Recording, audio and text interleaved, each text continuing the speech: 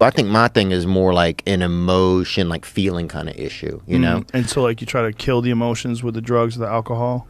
Yeah, or I think I just try to find my way away from them. And it could almost be anything. It could be hit, you know, if you left me in here, I'd probably continue to hit that over the day. You know, just every now and then. You're ready to do it again. Just to check out, and I'm going to do it again in a minute. I'll push it over to But just something to kind of check out, you know? Right. Because like being alone with your feelings is troublesome.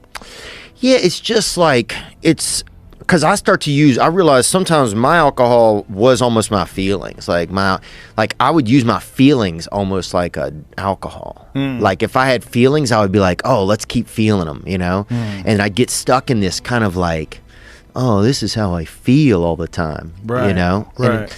And it's not good if you're not feeling great. So so then you would just constantly dwell on feeling bad and it make you feel worse. Right. And some of that I would even be trying to do better things to better myself. I wasn't like laying at home. I was actively trying to make myself better.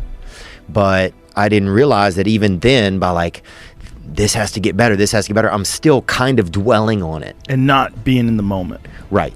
So then like things like that help me the most, I think, are just like working out, associating with others, you know. Working out's a big one, right? It's fucking crazy, Joe. It's crazy. And because I didn't have any of this until I kind of, you know, I know that a lot of this was probably in me from growing up, but I didn't have a lot of it until I think I've really started not, you know, fitness kind of left out of my regular daily routine. How'd you get back into it? Like what was the step? Because like a lot of times when people get out of stuff, it's very hard to get back in. So like what made you get back in? I found just a good place to go. So you were thinking, I should probably get in shape. Right. And I started going, and after a few days in a row, I was like, oh, this is good. Then you get momentum, right? You get like a routine. Yeah. And then I started like getting in this, I got this blue cube ice bath thing. Yeah, that's what we have here. We have one of those right next door. Yeah. So I got in there, and that started being like, all right, I don't like doing this, but I'm going to keep doing it. Do you set it on purpose for the 50s? Because that one goes down to 37 degrees. Well, I'm trying to get down there, okay? So you make sure it's warmer than that. Like you could adjust it. Yeah. But I'm just incrementally getting down. So like 57, 56 next week, 55. Yeah, we'll be there in a while. 49. Yeah, well, hold on, bro. 45 degrees. Oh, Jesus. I ain't looking for all 41. That dark magic. Come on, now you're fucking. Mine at home goes to 33. I've seen your videos. The Morosco, 33, 34. Yeah. Damn, that's too much. It's rough. It's like I had to climb in under the ice to lift up big sheets of ice and climb under them. Really? Yeah. You're lying. No. There's a video of it. There's a video of me from my Instagram. Like that's too much. There's a giant chunk of ice. You can find it. There's a giant chunk of ice that I pick up. It's big. It's like 2 feet long. That's too much, man. And I climb into the thing and that bitch. When I get in there, baby, it's just that little, you know, chili. It's that little Christmas skillet, bro. That bitch is ice cold. Yeah. Just.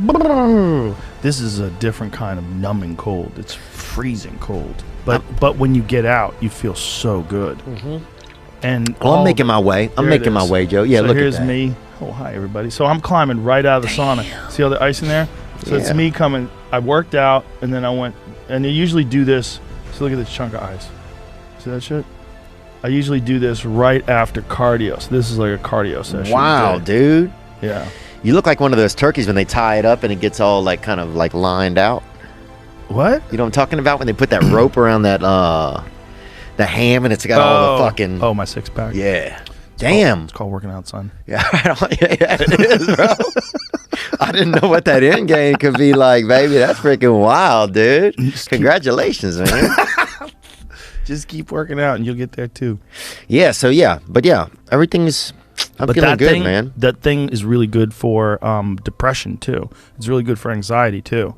The norepinephrine that you get from heavy cold exposure is really good for your mental state as well. It's really good for people.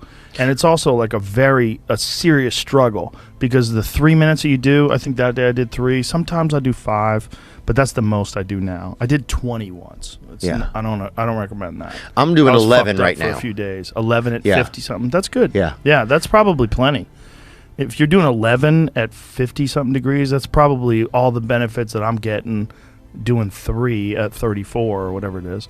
but it's great for your mind. Like, you get out, you feel happier and more peaceful. Oh, I feel fucking ready, dude. Yeah, it's such a struggle because it's a real life or death struggle. When you're in there and it's 34-degree water and you're in there for 3 to 5 minutes, that is a real life or death struggle because by the end of it, I'm shaking.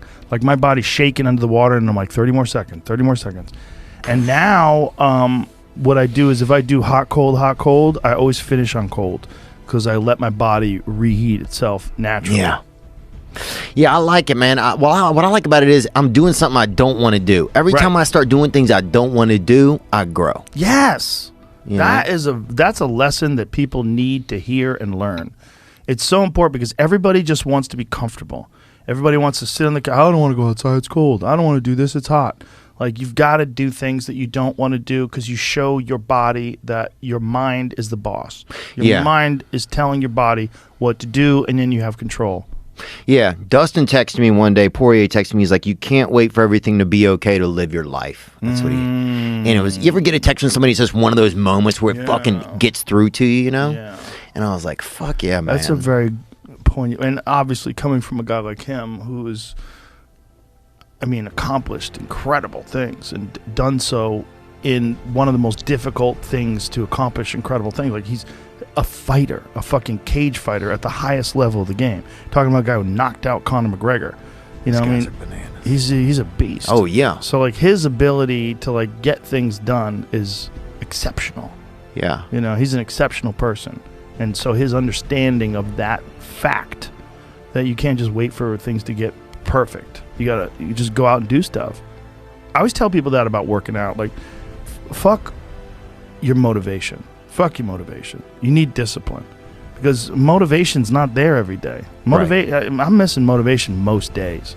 Wow, Some really? days, yeah. Sometimes I got motivation. Sometimes I'm like, fuck yeah, today I felt good. I can't wait to get to the gym. But a lot of days, like, gotta get to the gym. And then once I get going, then I feel great. Yeah. And I feel great when it's over. But it's that beginning part that's hard because your body wants to stay comfortable.